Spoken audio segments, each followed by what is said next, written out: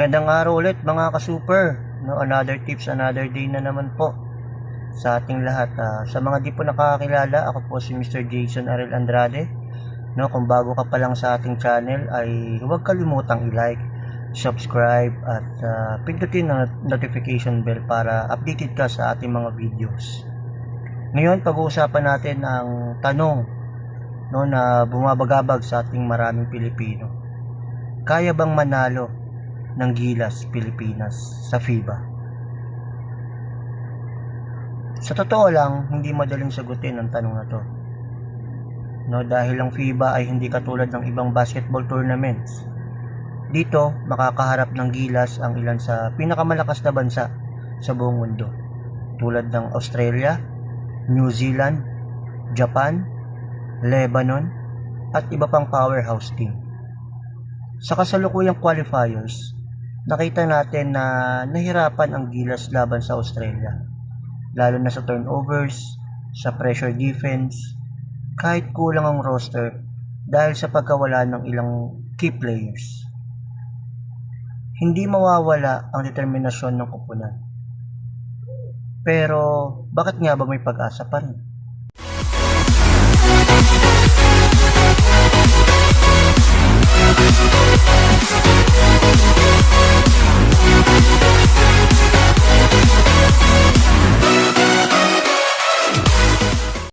Unang dahilan, may magagaling tayong players.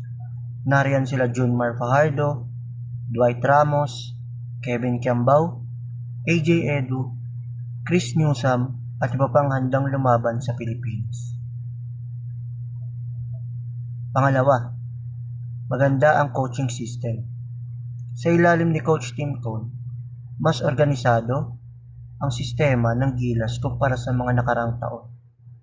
Pangatlo, hindi sumusuko ang Pilipino. Yan ang isa sa pinakamalaking lakas ng Gilas.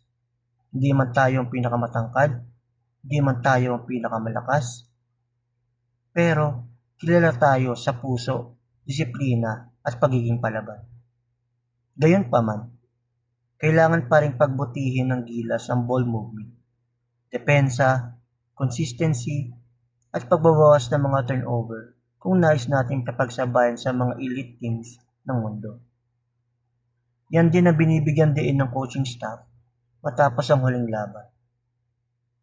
Para sa akin, oo, kayang manalo ng Gilas, pero hindi magiging madali. Hindi sapat ang talento lamang. Kailangan ng tamang paghahanda, disiplina, teamwork, at suporta nating mga Pilipino. Sa basketball, hindi lahat ng laro ay panalo. Sa bawat laban ay pagkakataon para mas gumaling.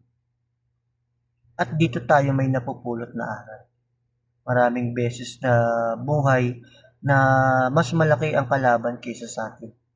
Mas mayaman, mas matalino, mas malakas, pero tandaan, hindi laging pinakamalakas ang nanalo.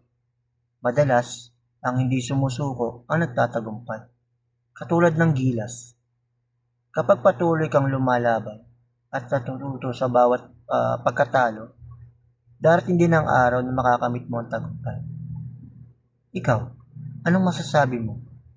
Sa tingin mo, hanggang saan ang mararating ng Gilas Pilipinas sa FIBA?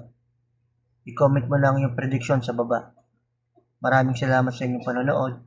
Again, this is Jason Ariel Andrade. Another tips, another day. God bless at mabuhay ang Gilas Pilipinas. Puso.